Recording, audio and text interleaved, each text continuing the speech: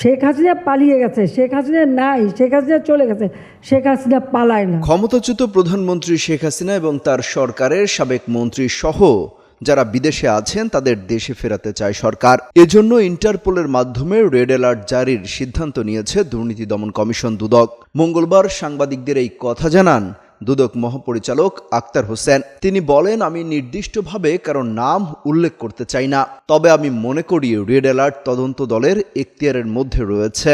যদি তারা তাৎক্ষণিক ব্যবস্থা নেওয়ার প্রয়োজন মনে করে তাহলে তা করতে প্রয়োজনীয় ব্যবস্থা নেবে।